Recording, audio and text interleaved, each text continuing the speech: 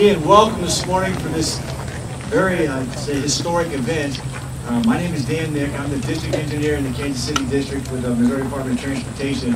We've gathered a very distinguished list of guest speakers here today to talk about and help celebrate the start of this Flintlock Flyover project, which is a project that has been talked about for a number of years, and we are about to bring it to fruition with the start of construction beginning next week, with the anticipated completion date before school begins next year. So with that aggressive timeline, we've got a lot of work to do, but we've got a great contractor on board. It's already under contract. We've got great cooperation amongst the local partners and the support of the community, as you can see here for you today. We're very excited about this project. With that, let me introduce our keynote speaker for today's event, Congressman Sam Graves from the 6th District. Please help me welcome Congressman Graves.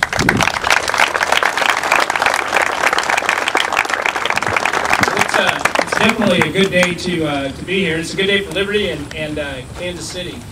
You know, I first got elected in 2001 and immediately started hearing about the Flintlock Flyover, and then I kept hearing about it and hearing about it and hearing about it, and finally we decided that this is something that we probably ought to try to get done. So we started working on that. My staff and I have been working on this for about a decade, and we finally able to secure funds in 2005, about $19 million, which turns out is going to be more than enough. So we're very happy about this. But you know, this project has seen its ups and its downs and its ons and its offs, and but it's a good day that we're finally going to be able to see this happen. When we first started working on this, we already had congestion on Highway 152, and that's just gotten worse and worse over the years, and even up to this point. It's going to provide a huge relief for a lot of folks that are crossing back and forth, and particularly the 5,000 school students who are going to be using this flyover. So I'm very happy. I also want to thank Senator Bond, who was a part of this, and Senator Talent, who helped keep my language in the Senate version of the highway bill. But I also want to thank all of you, because if it wasn't for you, all of those starts and stops, this wouldn't be possible today. And without your help, it just wouldn't happen. So I'm very pleased to be here. It's an exciting day. I'm very excited to finally see this happen, and it's going to be a good thing for all of the area. So thank you very much, and I want to thank MoDOT. You guys have been tremendous to work with on this project. It's going to be a good thing.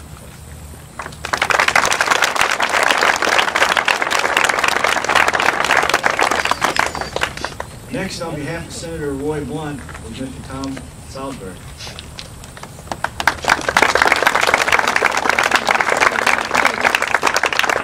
Well, it's very much an honor and a privilege to be here with you this morning on this very, very feel-good day to bring you best wishes and congratulations from Senator Blunt. And I'd like to add my congratulations to Congressman Graves for the persistence and stick-to-itiveness that was shown on this project, and to wish you very well and a very good success on your long-awaited project. So many times in the language of either politics or just conversation at all, the word flyover doesn't necessarily carry the greatest connotation if you think about it, but in this particular case, flyover is a very, very good thing and something we can very much anticipate its completion, and we again wish you all the best on this project, and congratulations.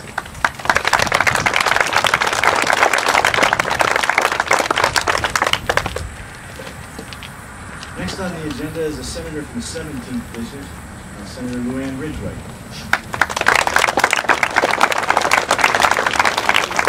Thank you, everybody. I just want to say just a couple of things.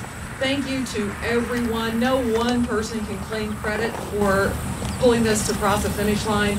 There were tons of people that had the vision to get it going, the dedication to keep it going, and the cooperation to finish the job. And I mean, that's the state and federal, local, everywhere. MoDOT, Congressman Gray, Senator's office, federal representatives, the county commission. I see T.J. Berry and Pam Mason and Mayor Knudsen standing over there. Everyone's played a role in getting this done. And young people, you guys are going to remember this day when you're bringing your kids to this school, that you remember when this road wasn't. So you can tell them all about it. Anyway, thank you all very much. Thank you.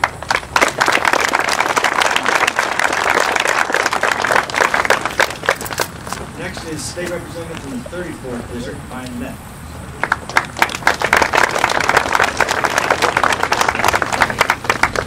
Well, I want to reiterate a little bit what Congressman Graves said as far as the starting and stopping. This project actually gave me whiplash. This is, we were doing it, we weren't doing it, we're doing it, we're not doing it, kind of a thing. So this is a great thing for somebody who lives right down the road here and utilizes all the transportation in and out of Liberty. This is a big deal for the people of the community, the kids of the school district with safety and just getting to and from. I want to thank all the parties that came together to get this done. And the persistence. I think that would probably be one word that would epitomize this thing, is persistence on this thing. Because a lot of people wanted to give up on this thing along the way, but there were certain people that did not. And thank you to all the people here and others within whatever departments that have made this happen. But thank you on behalf of the community, and thank you so much for making this happen. Thanks.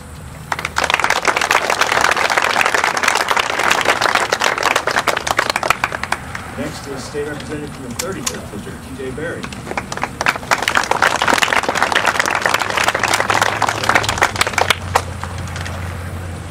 Thank you for having me, and thank you for the opportunity. You have two state reps here, 34th and 35th, because Liberty's divided. But I can remember when I went to Alexander Donovan, and this area, he went the back way to Pleasant Valley. And guys, what progress we've made. The things that Liberty has done and what you will do in the future. I'm so proud of this community, proud of my hometown, and so happy that we will have a little bit less traffic and the ability to get back and forth, because I live on the other side of the highway, and that's a long wait sometimes. Thank you very much. You have a good day.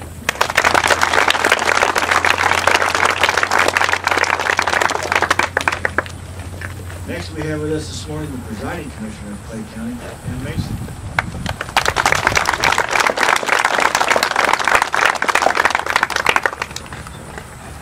Good morning. This has been around on the drawing board for a long time, because some of you kids weren't even born when this started being talked about. A lot of thank yous today, of course, to Congressman Graves. He's steadfast, never gave up on our idea, never gave up on us, which he could have. I'm sure a lot of people were saying, let me have that. But he didn't. He hung in there with us, and we thank him so much for that. I want to talk to you just a little bit about the cooperative efforts that has gone on. As you can look around, you see a lot of different shirts from different communities.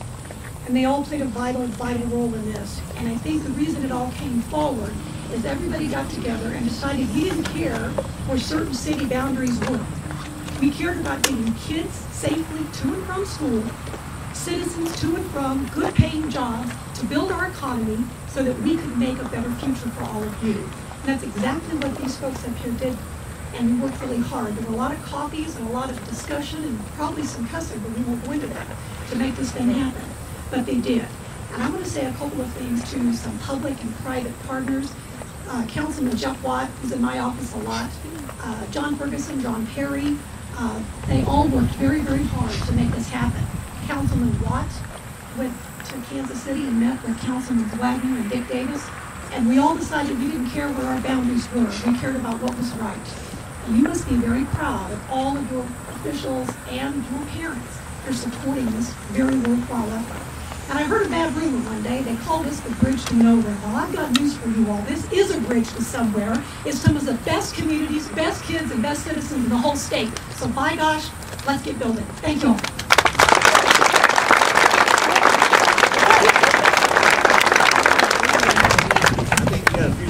Motivational speaker. All right, next on the agenda is the mayor of the great city of Liberty, Ray Knudsen.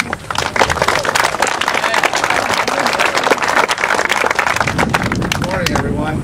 This is a great success. This is another success. For the last 3 years, Liberty has experienced success after success after success.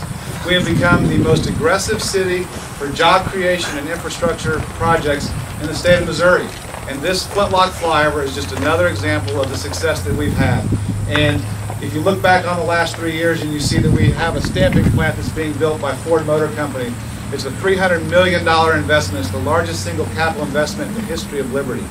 We have a new company called Magna that's going to locate in Heartland Meadows. That's another $46 million investment. Combined, they're going to bring about 500 jobs to this community. On infrastructure projects, we have spent more money in the last few years on infrastructure projects than before because we are committed to it. And I want to talk about some of those success stories. One is the 291 and I-35 new bridge that we're going to have. That will also be good for the school district. It's going to be good for all the kids. It's going to be great for the Liberty North if you end up going to Liberty North. It's going to be great for anybody that lives on Kansas City and on the Liberty side to get back and forth. And these projects happen like the Flintlock Flyover because of partnerships. Every success that we've had in Liberty in the last 3 years is because we've partnered with somebody. Whether that was with the governor's office for CDBG grants to get $1 million in infrastructure to Heartland Meadows, whether it's with DNR, Department of Natural Resources, to get $1.5 million to match some funds from Liberty to do sewer projects, whether that's working with Sam Graves' office or the county to secure funding for the Flintlock Flyover, for overlay projects with the county. We work with them. We have had success after success because of those partnerships. And when I became mayor 3 years ago, they said, you'll never get Kansas City and Liberty to work together on a road project. That was what was said, and I didn't believe it. And I went to Bill Skaggs and Deb Herman on the 291 I-35 bridge and said, can we work together? And from that point forward, they committed to working with Liberty, and that has led not only to the success of having a new bridge at 291 I-35, but it also led to working with Scott Wagner and Dick Davis to make sure that we could secure the Flintlock Flyover. These projects could not happen in the city of Liberty without a lot of work by a lot of individuals and a lot of the folks you see up here today. I also want to thank MoDOT, because the reality is that MoDOT has brought these projects over the finish line. And Dan Nick has been fantastic to work with. He is the reason that we're going to finish the 291 and I-35 new bridge, and he is the reason that we're going to finish the Flintlock Flyover within the next year. Because it would have been a long time to finish this if it hadn't been for MoDOT. MoDOT has helped us with funding, they've helped us with engineering, they've helped us with expertise, and basically they're the ones that have brought this over the finish line. So I want to give a special thanks to the folks in Kansas City and to MoDOT, because without them this would not have been a reality. And it's one of the most proud things that I've done as mayor is try to develop those partnerships with all of our community partners, because when you have these partnerships, you see fantastic successes like today. So congratulations to everyone.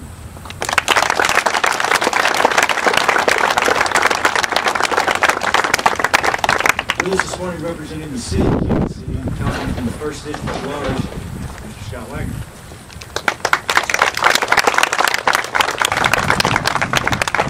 Good morning. Good morning. Good morning. All right. I expect some sugar and some people in here, so there's got to be some action here. Very good. Thank you all very much. I want to thank Mayor Knudsen. Thank you for those kind words, what you just said, because we really believe that to make the Northland better, we have to work together, and that's the bottom line. Congressman Graves, thank you for your leadership getting this project started. We're glad to be around to be here when it's finishing. So, and we want to thank you for all of your hard work to get us here, as well as MoDOT. Dan, everything that you're doing. I want to recognize a couple of my compatriots from Kansas City, Missouri. Councilman Dick Davis, who is also the 1st District Councilman, Ed Bradley from the Shoal Creek TIF, Jade Liska, Mark McHenry. The reason why I want to point them out especially is because Kansas City came to the table, but what we came to the table with was from the Shoal Creek TIF. There are a lot of people who say TIFs are bad, TIFs don't do good things, but the reality is the Shoal Creek TIF is the poster child of what a TIF can do for a community. We have been able to let out $30 million worth of projects in the Northland, and one of those projects, at least when it started, was a culvert replacement on 76th Street. And we were able to take the money that had been set aside for it to provide the match that Kansas City needed to bring to the table for this project. So when we talk about a lot of people getting behind this, working on this, sometimes it's not just city government, but it are those individuals who are behind the scenes working where money is located to help make projects like this possible. And it is important for Kansas City because a good portion of Kansas City, north of the river, is within the Liberty School District, and a number of our residents and their children attend school here and in a number of schools that they have to cross I-35 for to get to. So this is a project that is important for Kansas City for a number of reasons. We're happy to be a part of it, and we're happy to be here today with all of you to celebrate. Thank you for being here.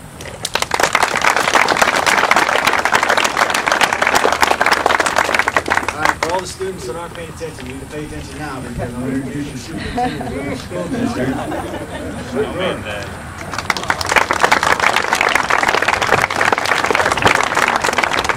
Good morning. Thank you so much for being here. First of all, I want to thank our bands, our student bands that played this morning. I am so thrilled. Let's give them a round of applause.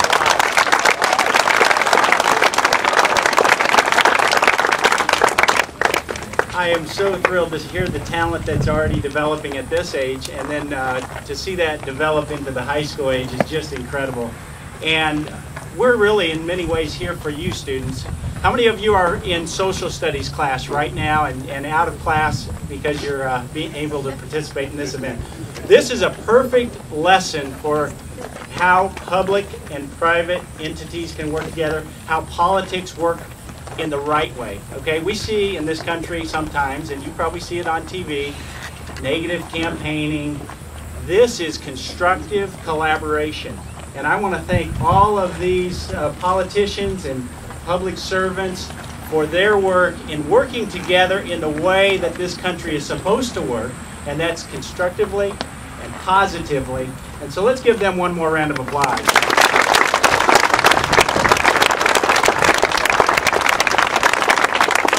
It was mentioned, but I'm going to reiterate it.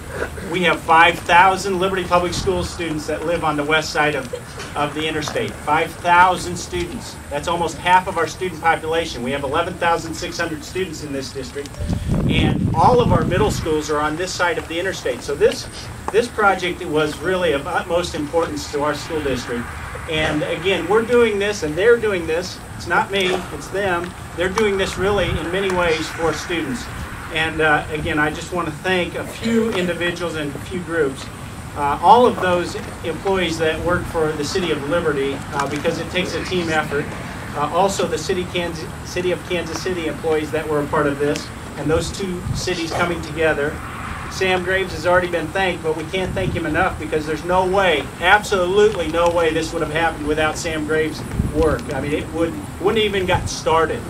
I want to also thank Jeff Watt and Steve Hansen. They've been thanked before, but they really have been kind of the people really pushing to make sure this keeps going. And a group that hasn't been thanked, and then I'll be done, is former Board of Education members and current Board of Education members, several of who are here. Scott Connor, our board president, is here. Many others are here. But former Board of Education members and former school administrators. They flew to Washington, D.C. saying, we need this project. And it got done after many, many years of work. The flyover will increase safety for our students and efficiency. You start school, most people won't know this, and so I'm going to share something with you don't know. These students start school at 7:20 in the morning, and part of the reason they start so early is because of the traffic congestion. And so maybe, and this won't benefit you, but it'll benefit kids to follow, maybe we can move that back to 7:45, give you a few more hours.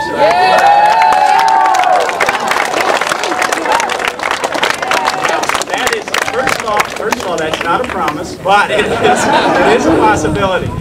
You know, our first school starts at 7:20 in the morning, and our last school starts at 9:10 because of the traffic congestion in this community. And that's a good problem. Traffic congestion means growth, and that's a wonderful thing. But we can also relieve traffic congestion by having projects like this. Lastly, I'll say this. Students, we care about you, we love you, we want you to be safe. So when they're working on this after hours or during the construction, I need you to stay completely away. We'll have fences up and all of that, but I'm asking you and your classmates to make sure you keep yourself safe by staying away from the construction. We'll do our part. You do your part. Thank you so much. Students, we're here for you. I want to thank you for being a part of this. It always makes it a better event when we have the kids. You're awesome. Yeah. Take care.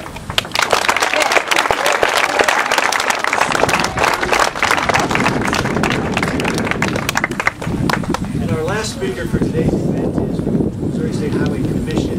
He is the local representative on the commission. Please help me welcome Commissioner Steve Miller.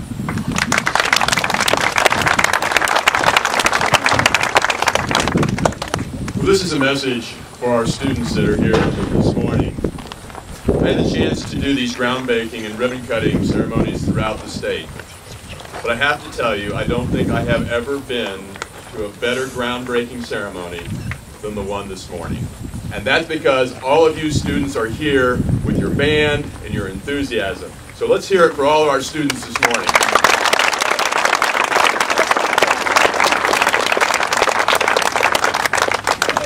And students, in just a very few weeks, you're going to see all kinds of heavy equipment working around your school to realize a dream that's been long in the making that your parents and elected officials have been responsible for. Many of the people up here are responsible for that. But you know, at one point in time, everyone up here was 12, 13, or 14 years old. Imagine them right now, what they would look like when they were your age. Scary, isn't it? Yeah. The point is that dreams start now. Every one of you have the opportunity to make a difference in the communities in which you live. And you're learning those skills right now. You've heard our leaders talk about the importance of cooperation, of learning to be competent, learning your studies, learning how to work together, learning how to take leadership. You're developing those skills right now, and there's no reason that every one of you cannot assume these kind of leadership positions. But you say, hey, I'm just a kid right now. What can I be doing now? Well, believe it or not, you have the ability to help reshape the world right now. When I was a kid, I remember the education we were getting in schools. We were just coming out and learning that cigarette smoking was bad for you.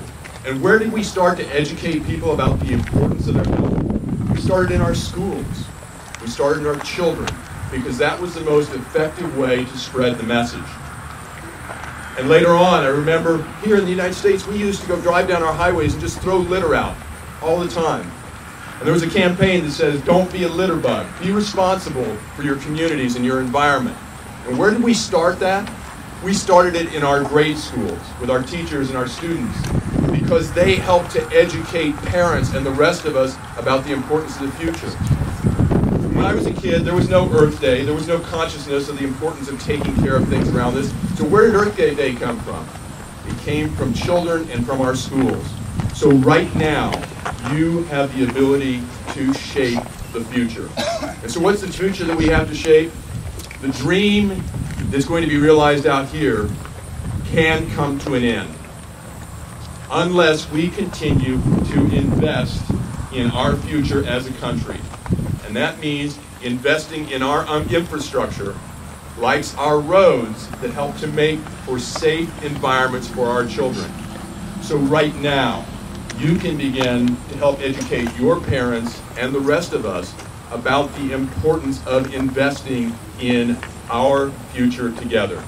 Because it's your future. Someday you're going to have children. Someday you're going to be a leader that stands up here. And we're relying upon you to carry that forward. And it begins today. Thanks so much for being a part of this celebration.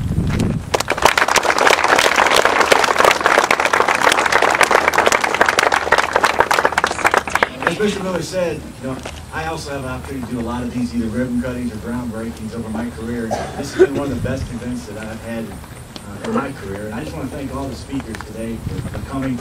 Those of you who have never had the opportunity to attend one of these, you see we have folks here from the federal level, the state level, the local level, public servants, a highway commissioner that's a public servant. People are excited about the project and we want to make sure that we deliver it successfully. So again, thank you for being here. As the mayor alluded to earlier, this is just the first of many improvements to this area, into this county. We're going to open the bids on the 291 I-35 interchange in November. Start construction on that this fall, and we're working on another project, hopefully to improve the Pleasant Valley I-35 interchange in the very near future. So, a lot of good things are coming. Continue to support the investment in transportation because it is important to the economy and to the safety of the traveling public. With that, let's break the ground. Everyone celebrate. Nor the name.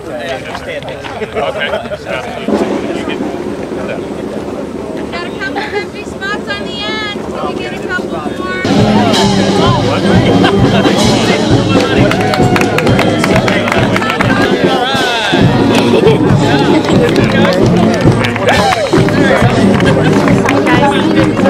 Hey.